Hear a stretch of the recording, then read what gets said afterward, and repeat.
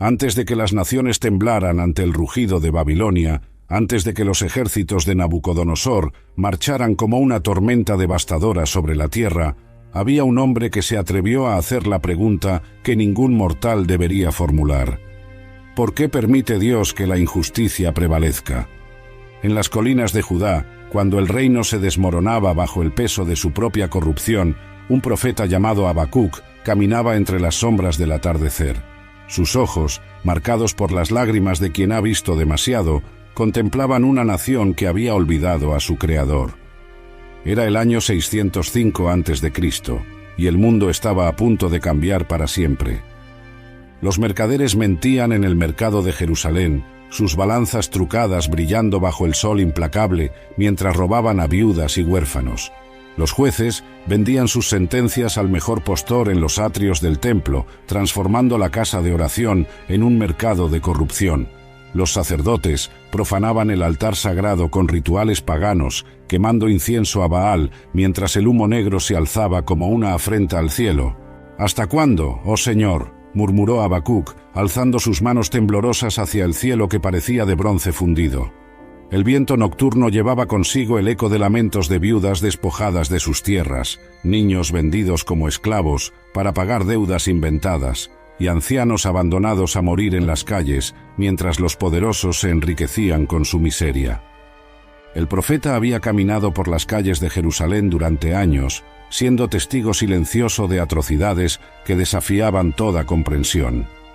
Había visto cómo los ricos construían palacios con el dinero robado de los pobres, cómo los funcionarios del gobierno vendían justicia como si fuera grano en el mercado, y cómo los líderes religiosos convertían la adoración en un espectáculo para alimentar su orgullo. Pero Habacuc no era un profeta común. A diferencia de Isaías, que proclamaba mensajes de esperanza mezclados con juicio, o Jeremías, que lloraba por la destrucción venidera, este hombre osaría cuestionar los métodos divinos. Se atrevería a demandar explicaciones del mismo Dios que había separado la luz de las tinieblas en el principio de los tiempos. Su corazón ardía con una llama que pocos mortales han conocido, la pasión por la justicia que sobrepasa el temor a la blasfemia. Esa noche, mientras las estrellas brillaban como testigos silenciosos de la agonía de Judá, mientras los perros callejeros peleaban por los desperdicios que los ricos desechaban, mientras las madres lloraban en secreto por hijos que habían perdido en las guerras de conquista de reyes ambiciosos, Habacuc tomó una decisión que resonaría a través de los siglos. Se dirigió hacia la torre de vigilancia que se alzaba en las afueras de Jerusalén, esa estructura de piedra gastada por el tiempo que había sido testigo de invasiones, sitios y la lenta decadencia moral de la ciudad santa. Allí, en la soledad de la madrugada, él haría la pregunta que cambiaría la comprensión humana sobre la soberanía divina y el sufrimiento del justo.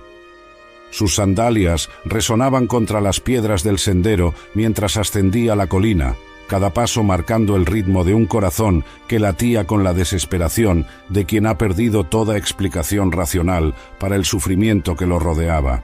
Las luces de la ciudad parpadeaban a sus espaldas como estrellas caídas, y en cada ventana iluminada imaginaba otra injusticia germinando en la oscuridad del corazón humano. La torre de vigilancia se alzaba como un centinela solitario contra el cielo estrellado, sus muros de piedra caliza blanqueados por siglos de lluvia y viento. Habacuc ascendió lentamente los escalones gastados por los pies de innumerables vigías que habían subido antes que él, cada paso resonando en la quietud nocturna como el latido de un corazón angustiado. El peso de lo que estaba a punto de hacer oprimía su pecho como una losa de mármol, pero su determinación era más fuerte que su temor. Al llegar a la cima, el profeta pudo contemplar toda la extensión de Judá bajo la luz plateada de la luna. Las colinas onduladas se extendían hasta el horizonte como las costillas de algún gigante dormido, mientras que los valles entre ellas permanecían sumidos en sombras que parecían tragarse toda esperanza. El aire nocturno llevaba el aroma de los campos de trigo, que pronto serían pisoteados por cascos de caballos enemigos, y el perfume de los olivos, cuyos frutos serían saqueados por ejércitos extranjeros. Habacuc extendió sus brazos hacia los cielos y clamó con una voz que despertó a los cuervos dormidos en los árboles cercanos y hizo que los murciélagos se alzaran en vuelo como sombras negras contra las estrellas. Oh Señor, ¿hasta cuándo clamaré y no oirás? Gritaré a ti violencia y no salvarás. Sus palabras cortaban el aire nocturno como espadas de fuego, cargadas de una desesperación que había fermentado durante años de contemplar la decadencia moral de su pueblo. No era la queja de un hombre débil, sino la demanda de un alma que había llegado al límite de su comprensión y necesitaba respuestas del único que podía darlas. Era una acusación directa al Todopoderoso, un desafío que pocos mortales se habían atrevido a lanzar al rostro del Eterno. Habacuc había llegado al punto donde el silencio de Dios le resultaba más doloroso que su juicio. Había visto cómo los impíos prosperaban mientras plantaban semillas de destrucción en el corazón de la nación, mientras los justos perecían en silencio, aplastados por la maquinaria de corrupción que operaba desde los palacios hasta las aldeas más remotas. «¿Por qué me haces ver iniquidad y haces que vea molestia?», continuó el profeta, su voz quebrándose bajo el peso de la emoción. Las lágrimas corrían por sus mejillas como ríos de plata bajo la luz lunar, cada gota llevando consigo el dolor de 1000 injusticias presenciadas.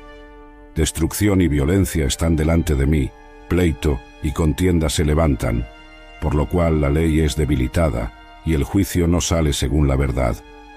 El profeta había puesto el dedo en la llaga más profunda de su sociedad, la perversión sistemática de la justicia. Los tribunales, que deberían haber sido refugios para los oprimidos, se habían convertido en bazares donde se subastaba la inocencia al mejor postor. Los abogados defendían causas injustas con la misma pasión que otros ponían en la adoración, y los testigos vendían su testimonio como mercaderes vendían aceitunas en el mercado. Las estrellas parecían titilar con mayor intensidad, como si fueran ojos celestiales observando este extraordinario momento en que un hombre mortal se atrevía a demandar explicaciones del Creador del universo. El viento nocturno susurraba entre los árboles como si llevara las oraciones de millones de oprimidos que habían clamado justicia a lo largo de los siglos, creando una sinfonía de dolor que se alzaba hacia el trono de Dios. Habacuc sabía que estaba cruzando una línea que separaba la reverencia de la irreverencia, pero su amor por la justicia era más grande que su temor al castigo divino.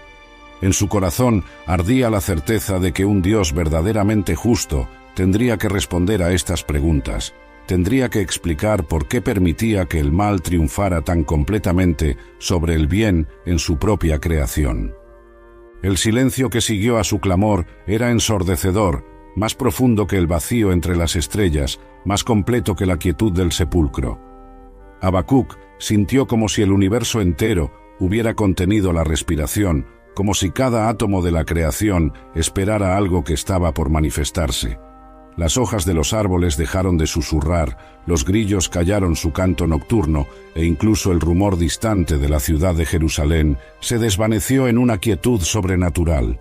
Sus rodillas temblaron y se doblegaron sin que pudiera controlarlas, no por debilidad física, sino por el peso aplastante de la presencia divina que comenzaba a manifestarse. El profeta sabía, por un instinto que trascendía lo racional, que estaba a punto de escuchar la voz del que había hablado y los mundos habían cobrado existencia, del que había rugido desde el Sinaí y la montaña había humeado como un horno. Cuando finalmente llegó la respuesta, no fue como el rugido de un trueno que hace temblar la tierra, ni como el susurro del viento que apenas mueve las hojas.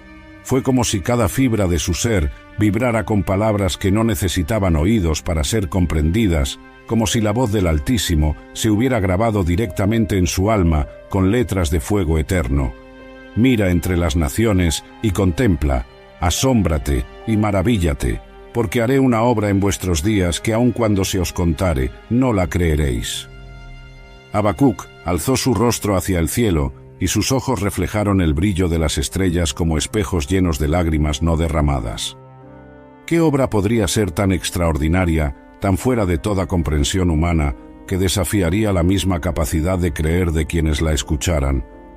Su corazón latía con una mezcla de terror sagrado y expectación, que lo hacía sentir como si estuviera de pie al borde de un precipicio cósmico. La voz divina continuó, y cada palabra se grababa en el alma del profeta, como si fuera tallada por el cincel del Creador en tablas de diamante. Porque he aquí, yo levanto a los caldeos, nación cruel y presurosa, que camina por la anchura de la tierra para poseer las habitaciones ajenas. Los caldeos, los babilonios. El nombre resonó en la mente de Habacuc como una campana de muerte. Conocía las historias que llegaban desde el oriente como pájaros de mal agüero, relatos de esa civilización feroz que había engullido el poderoso imperio asirio como una serpiente devora a un ratón. Su rey, Nabucodonosor II, era conocido en todas las naciones como un conquistador sin misericordia, un constructor de imperios que dejaba tras de sí campos de huesos blanqueados y ciudades reducidas a montones de ceniza. Pero la descripción divina que siguió pintó un cuadro aún más aterrador de la maquinaria militar que se acercaba como una tormenta del desierto cargada de destrucción. Espantosa y terrible es esta nación, de ella misma procede su juicio y su dignidad. Sus caballos serán más ligeros que leopardos y más fieros que lobos nocturnos. Sus jinetes se multiplicarán, vendrán de lejos sus jinetes y volarán como águilas que se apresuran a devorar. La imagen que se formaba en la mente del profeta era la de una fuerza de la naturaleza desatada, una avalancha humana que no conocía obstáculos ni misericordia. Los caldeos no eran simplemente otro ejército conquistador, eran la personificación misma de la guerra, una nación cuya identidad se definía por su capacidad de destrucción y su sed insaciable de dominio. Habacuc comprendió con una claridad que le helaba la sangre lo que Dios estaba revelando. La respuesta a la injusticia de Judá no sería un avivamiento espiritual que transformara los corazones, ni un despertar de conciencia que corrigiera los abusos del poder. Sería el juicio más terrible y completo que la nación había enfrentado jamás, administrado por manos que eran aún más impías que aquellas que estaban siendo juzgadas. El profeta retrocedió tambalando como si hubiera recibido un golpe físico en el pecho, sus manos buscando apoyo en el borde de piedra de la torre, mientras procesaba la magnitud apocalíptica de lo que acababa de escuchar. Dios había respondido su oración pidiendo justicia, pero de una manera que jamás habría imaginado ni en sus pesadillas más oscuras, ni en los momentos de mayor desesperación. La voz del Altísimo continuó describiendo la devastación que se aproximaba con una precisión profética que helaba la sangre y hacía que cada palabra resonara como el tañido de campanas funerarias. Todos vendrán para hacer violencia, delante de sus rostros como viento solano, y reunirá cautivos como arena. Se burlará de los reyes, y de los príncipes hará burla. Se reirá de toda fortaleza, porque amontonará tierra y la tomará. Habacuc cerró sus ojos con fuerza, pero las visiones se proyectaban en su mente como si hubieran sido enviadas directamente del cielo, imágenes tan vívidas que podía oler el humo de las ciudades en llamas y escuchar los gritos de terror de los habitantes. Vio las murallas impenetrables de Jerusalén siendo asediadas por torres de guerra que se alzaban como monstruos de madera y metal, sus plataformas llenas de arqueros caldeos cuyos ojos brillaban con la sed de sangre. Contempló proféticamente las llamas consumiendo el templo sagrado, esa casa de Dios donde generaciones habían venido a buscar refugio y esperanza. Los tesoros de oro y plata, acumulados durante siglos de ofrendas piadosas, serían fundidos y llevados a Babilonia como trofeos de guerra. Los utensilios sagrados, santificados por el uso en la adoración del Altísimo, serían profanados en banquetes paganos donde los dioses de piedra y madera serían honrados con vino servido en copas robadas del altar de Jehová. Las cadenas de cautivos se extendían en su visión como serpientes de hierro, arrastrando a miles de judíos hacia el exilio en una tierra extraña donde sus hijos crecerían hablando lenguas extranjeras y adorando dioses falsos. Madres serían separadas de sus bebés, ancianos morirían en el camino bajo el sol implacable del desierto, y los jóvenes más fuertes serían seleccionados para servir en los palacios de Nabucodonosor, perdiendo gradualmente toda memoria de la fe de sus padres. Luego pasará como el viento, y pecará, atribuyendo esta su fuerza a su Dios. Esta línea reveló el aspecto más perturbador de toda la profecía. Los caldeos no reconocerían que su victoria había sido permitida por Jehová como instrumento de juicio. En su orgullo desmedido, atribuirían su éxito a Marduk, su dios principal, y a su propia superioridad militar y cultural. Pero entonces una nueva ola de indignación se apoderó del corazón del profeta, una protestación que brotó de lo más profundo de su alma como agua de un manantial subterráneo. Si Dios iba a usar a los caldeos como instrumento de corrección divina, ¿qué pasaría con los justos que vivían entre los malvados de Judá? ¿Perecerían los inocentes junto con los culpables en esta avalancha de destrucción? Era justo que una nación aún más impía que Judá, una civilización que no conocía siquiera el nombre del Dios verdadero, fuera el instrumento escogido para administrar la justicia divina. El viento nocturno se intensificó súbitamente, haciendo que la túnica de Habacuc ondeara como una bandera de batalla y que sus cabellos danzaran alrededor de su rostro como llamas negras. En sus ojos se encendió una determinación que rayaba en la temeridad, la resolución de un hombre que había decidido llevar su desafío teológico hasta las últimas consecuencias, sin importar el costo personal que esto pudiera implicar. Con el valor de un guerrero que no tiene nada que perder, con la audacia de quien ha visto demasiado sufrimiento para preocuparse por las consecuencias de sus palabras, Habacuc alzó nuevamente su voz hacia los cielos estrellados. Esta vez su tono tenía una determinación férrea que nacía de la desesperación transformada en búsqueda inquebrantable de verdad. ¿No eres tú desde el principio, oh Señor Dios mío, Santo mío? No moriremos. Era una declaración de fe en medio de la tormenta de dudas que rugía en su alma, una afirmación de la naturaleza eterna de Dios que servía como ancla en el huracán de confusión que lo amenazaba con arrastrar su cordura. Habacuc reconocía la eternidad y santidad inmutable del Altísimo, pero precisamente esto hacía que su siguiente pregunta fuera aún más punzante, más desafiante. «Oh Señor, para juicio lo pusiste, y tú, oh roca, lo fundaste para castigar». El profeta estaba construyendo su argumento con la precisión lógica de un abogado celestial, estableciendo premisas que lo llevarían a formular la pregunta más audaz que labios humanos habían pronunciado jamás. Si Dios había establecido a los caldeos como instrumento de juicio, ¿cómo podía esto reconciliarse con su naturaleza santa? Muy limpio eres de ojos para ver el mal, ni puedes ver el agravio. Esta era la paradoja que destrozaba toda comprensión humana de la moralidad divina. Si Dios era demasiado puro para contemplar siquiera el mal, ¿cómo podía usar deliberadamente a los caldeos, que eran exponencialmente más malvados que Judá, como instrumentos de su justicia? Era como si un juez perfectamente íntegro contratara asesinos para ejecutar sentencias en su tribunal. ¿Por qué ves a los menospreciadores y callas cuando destruye el impío al más justo que él? La pregunta resonó en la noche como una campana de bronce agrietada, llevando consigo el peso de siglos de sufrimiento humano, el grito desesperado de todas las víctimas inocentes que habían perecido bajo las ruedas de imperios construidos sobre la crueldad sistemática. No era simplemente una pregunta sobre los caldeos y Judá, era la interrogante fundamental que ha atormentado a la humanidad desde que el primer inocente fue asesinado por el primer malvado. Era el clamor de Abel cuya sangre clamaba desde la tierra, el llanto de los niños hebreos ahogados en el Nilo, la agonía de Job sentado entre cenizas preguntándose por qué los justos sufren mientras los malvados prosperan. Las estrellas parecían titilar con mayor intensidad, como si fueran testigos de este extraordinario diálogo entre lo humano y lo divino, este momento único en la historia donde un mortal se atrevía a demandar que el creador del universo justificara sus métodos. Habacuc había traspasado todos los límites de lo que se consideraba apropiado en la relación entre el hombre y su hacedor.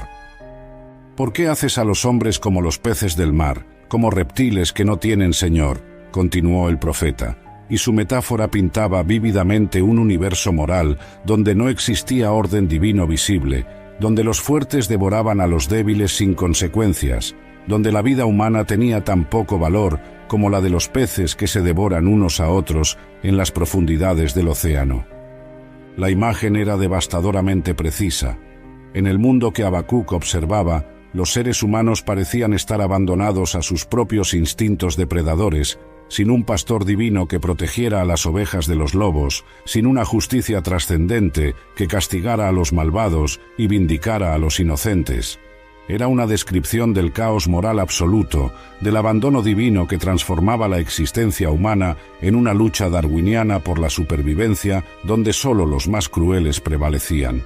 Habacuc procedió entonces a describir la metodología de los conquistadores caldeos con la precisión profética de quien había visto directamente su modus operandi en visiones enviadas del cielo. Sacará a todos con anzuelo, los pescará con su red y los juntará en su malla, por lo cual se alegrará y se regocijará. La imagen era devastadoramente clara y profética.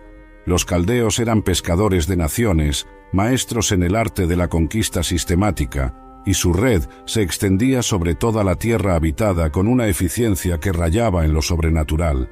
Capturaban pueblos enteros como si fueran cardúmenes indefensos atrapados en redes de hierro, y se regocijaban en su poder destructivo no solo como conquistadores, sino como artistas del exterminio que encontraban placer estético en la devastación que causaban. Para los babilonios, la guerra no era simplemente una herramienta política o económica. Era su religión, su entretenimiento, un deporte sangriento que alimentaba su orgullo desmedido y satisfacía sus instintos más sádicos. Cada ciudad conquistada era como una sinfonía de sufrimiento que componían con la maestría de músicos infernales. Cada masacre era un poema escrito con sangre en el pergamino de la historia humana. Por esto hará sacrificios a su red y ofrecerá incienso a su malla, porque con ellas engordó su porción y engrasó su comida. Estas palabras revelaron el aspecto más perturbador de la psicología caldea. Habían convertido literalmente sus instrumentos de guerra en objetos de adoración religiosa. Sus catapultas, sus arietes, sus carros de combate no eran simplemente herramientas militares. Eran sus dioses tangibles, las deidades que les proporcionaban riqueza y poder. Habacuc había penetrado proféticamente hasta el corazón del problema que definiría a todas las civilizaciones militaristas que se alzarían a lo largo de la historia. La tecnología militar convertida en religión, la fuerza bruta transformada en sistema de creencias, el poder destructivo elevado al estatus de divinidad. Los caldeos adoraban sus propias capacidades de aniquilación con la misma devoción que otros pueblos adoraban a dioses de amor y misericordia.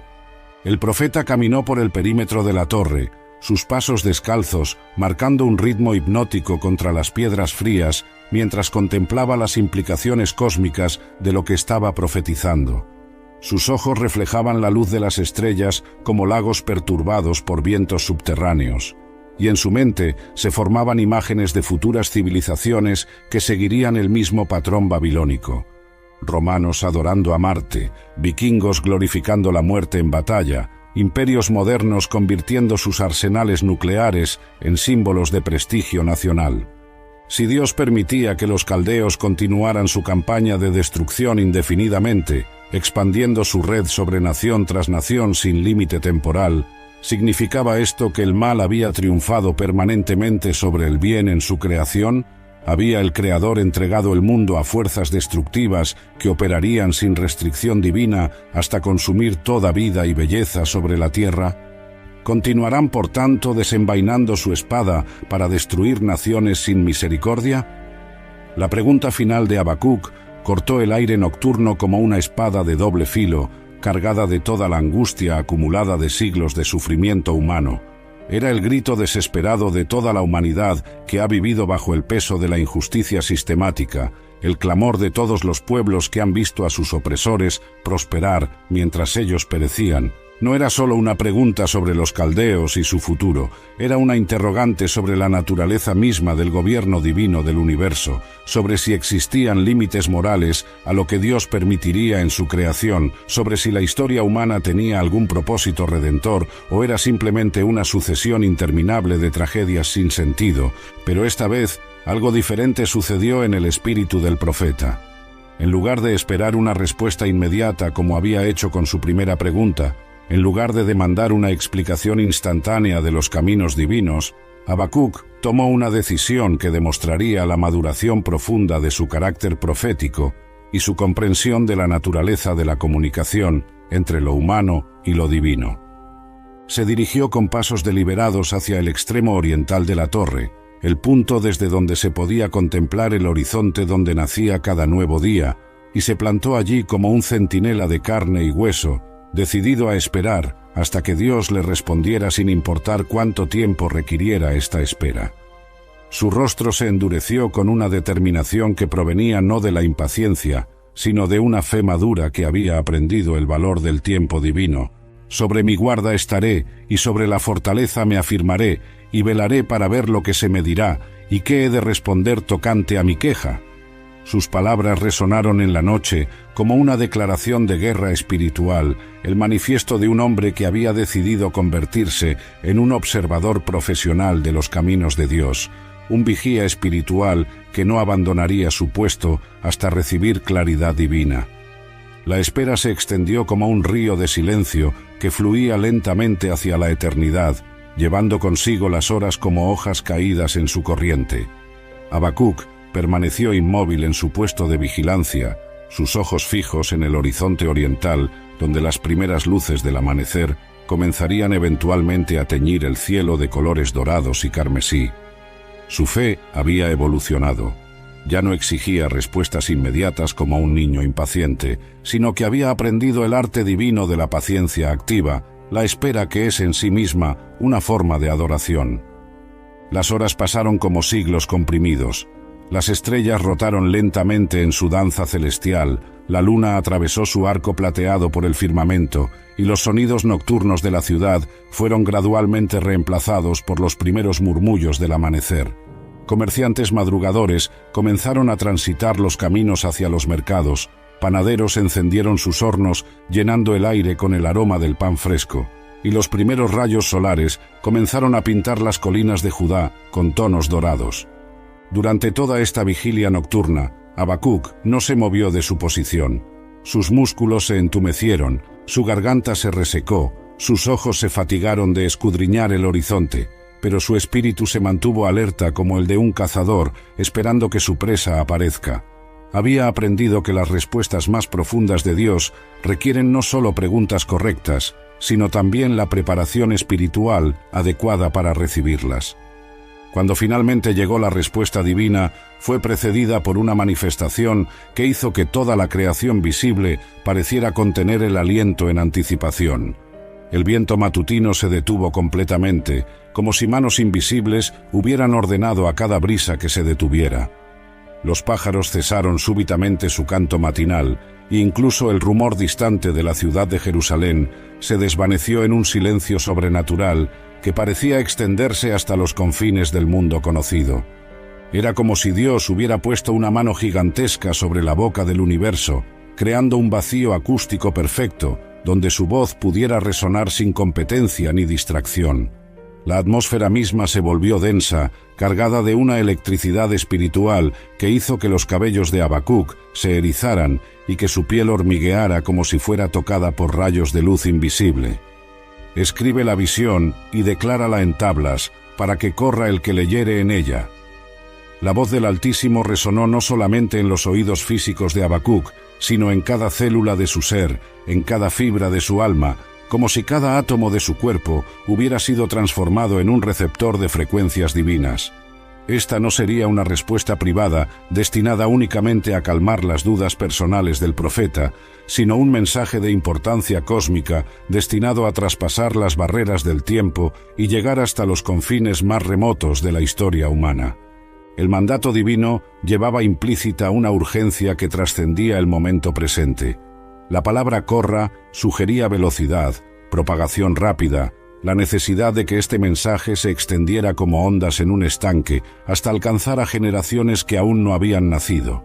Era una profecía diseñada para ser preservada, copiada, traducida, llevada de nación en nación hasta que cada ser humano que tuviera la capacidad de leer pudiera acceder a su contenido revolucionario. Con manos que temblaban por la emoción y la reverencia, Habacuc extrajo de su túnica las tablillas de arcilla que había preparado con anticipación, junto con su estilete de metal, cuya punta había sido afilada específicamente para esta tarea sagrada. Cada palabra que estaba a punto de grabar en la arcilla húmeda sería preservada no solo para su generación, sino para todas las generaciones venideras, especialmente para aquellos que vivirían en los tiempos finales, cuando estas profecías alcanzarían su cumplimiento último y definitivo. Aunque la visión tardará aún por un tiempo, mas se apresura hacia el fin y no mentirá. Aunque tardare, espéralo, porque sin duda vendrá, no tardará. Con estas palabras, Dios estaba estableciendo un principio fundamental sobre la naturaleza del tiempo profético versus el tiempo humano, sobre la diferencia entre la impaciencia mortal y la paciencia divina que opera según calendarios eternos. Era una lección sobre la geometría temporal de la eternidad, donde 1000 años pueden ser como un día y un día como 1000 años. Las respuestas de Dios operan en una dimensión temporal completamente diferente a la experiencia humana, pero son absolutamente ciertas y puntuales según su cronómetro perfecto, que nunca se atrasa ni se adelanta ni un segundo respecto al momento óptimo para cada intervención divina.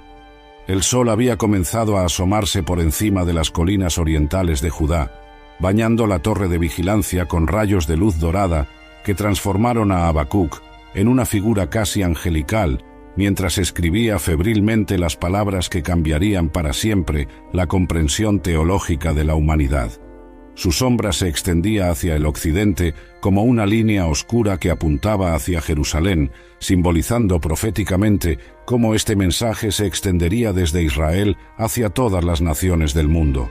Cada movimiento de su estilete contra la arcilla producía pequeñas virutas que caían al suelo como polvo dorado bajo la luz matinal, y cada letra grabada parecía brillar con una luminosidad propia, como si las palabras divinas llevaran consigo su propia fuente de iluminación. El profeta podía sentir que estaba participando en un momento histórico de importancia incalculable, un instante donde lo eterno tocaba lo temporal y dejaba marcas permanentes en el tejido de la realidad. La brisa matinal había regresado suavemente, llevando consigo el perfume de los campos florecientes y el canto renovado de los pájaros, como si la creación entera celebrara el hecho de que finalmente se estaba revelando una respuesta a las preguntas más profundas que habían atormentado el corazón humano desde el principio de los tiempos. Con la precisión de un cirujano celestial que corta exactamente donde debe cortar para salvar la vida del paciente, Dios comenzó a revelar la diferencia fundamental entre dos tipos de personas que existirían a lo largo de toda la historia humana, una distinción que se convertiría en el eje sobre el cual giraría todo el drama de la redención. He aquí que aquel cuya alma no es recta se enorgullece, mas el justo por su fe vivirá. Esta declaración era como un rayo de luz cósmica que iluminaba súbitamente todo el paisaje teológico, revelando montañas de verdad que habían permanecido ocultas en las sombras de la confusión humana. Habacuc comprendió instantáneamente que no se trataba simplemente de una respuesta específica a su pregunta sobre los caldeos, sino de una revelación sobre el principio fundamental que gobernaría toda interacción entre Dios y la humanidad hasta el final de los tiempos. El justo viviría por fe, no por obras perfectas que ningún mortal podía ejecutar, no por comprensión completa de los caminos divinos que ninguna mente humana podía abarcar, no por ausencia de preguntas o dudas que caracterizarían siempre la experiencia de los seres finitos contemplando lo infinito, sino por fe. Era una fe que podía coexistir armoniosamente con las preguntas más profundas, una confianza que podía mantenerse firme incluso cuando la lógica humana fallaba completamente. Esta revelación transformó instantáneamente la comprensión de Habacuc sobre su propia experiencia. Sus preguntas no habían sido signos de falta de fe, sino manifestaciones de una fe lo suficientemente madura como para buscar mayor comprensión. Su cuestionamiento no había sido blasfemia, sino el diálogo de un alma que confiaba lo suficiente en Dios como para demandar explicaciones, sabiendo que un Dios verdadero tendría respuestas verdaderas. Luego, como truenos que anuncian la tormenta que barrerá completamente el paisaje, Dios procedió a pronunciar una serie de 5 ayes sobre los caldeos que resonarían como sentencias de muerte a través de los siglos, cada uno dirigido a un aspecto específico de la maldad sistemática que caracterizaba su civilización. Ay del que multiplica lo que no es suyo, ¿hasta cuándo ha de amontonar sobre sí barro espeso? No se levantarán de repente los que te han de morder, y se despertarán los que te han de quitar, y serás despojo para ellos. El primer ay era una condena directa contra la codicia insaciable que formaba el núcleo de la política exterior caldea. Los babilonios habían construido su imperio sobre el saqueo sistemático de otras naciones, acumulando riquezas que no les pertenecían por derecho, pero su aparente éxito era solo una acumulación de deuda cósmica que eventualmente tendría que ser pagada con intereses compuestos por la justicia divina. La metáfora del barro espeso era particularmente apropiada para una civilización que había construido sus ciudades con ladrillos de barro cocido. Todo su esplendor arquitectónico, todos sus jardines colgantes, todos sus palacios magnificentes, estaban construidos literalmente sobre el barro y simbólicamente sobre la substancia inestable de la riqueza robada que se desmoronaría al primer soplo del viento divino.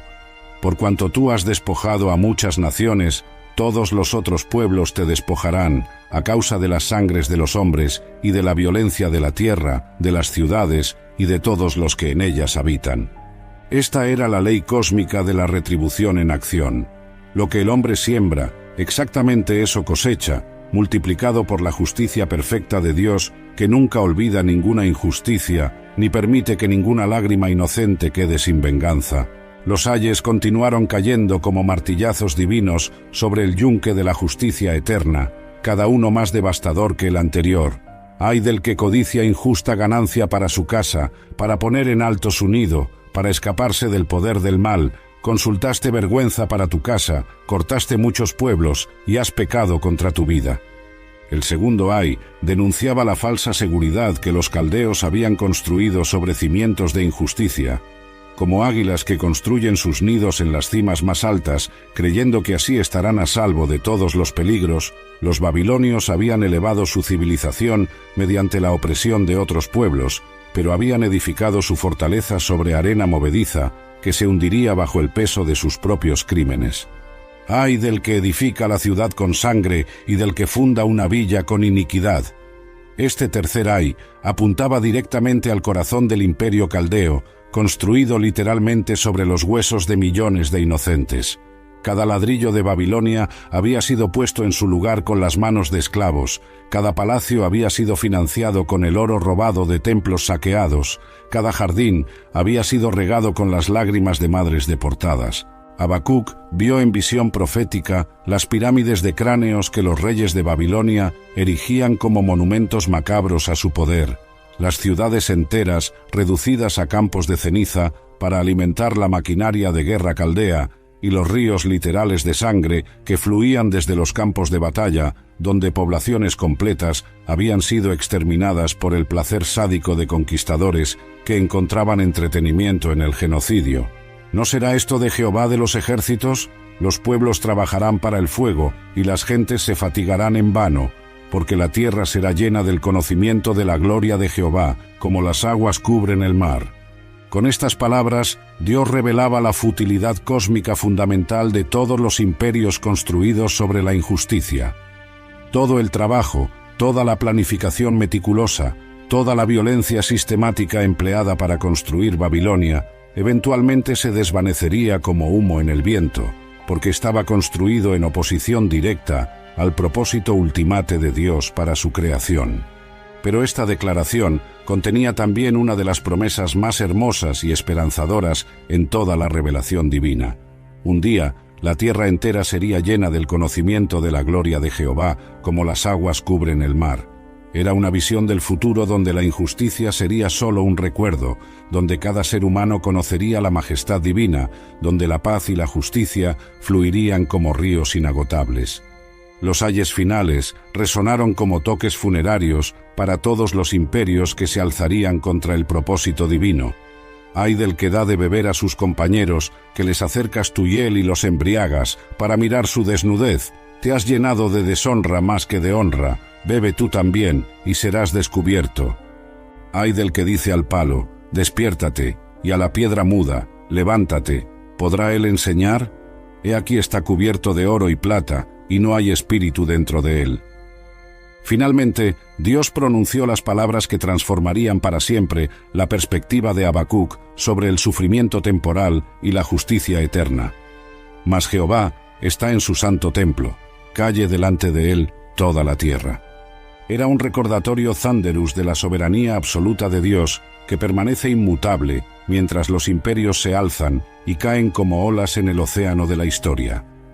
El profeta había encontrado su respuesta, no en la explicación completa de los métodos divinos, sino en la revelación del carácter inmutable del Dios que gobierna tanto la historia presente como el destino eterno. Habacuc descendió de la torre transformado completamente. Ya no era el hombre desesperado que había subido en la oscuridad de sus dudas. Era un profeta que había visto más allá del velo del tiempo y había encontrado esperanza eterna en medio del sufrimiento temporal. Su mensaje resonaría a través de los siglos. Aunque la higuera no florezca, ni en las vides haya frutos, con todo, yo me alegraré en Jehová y me gozaré en el Dios de mi salvación.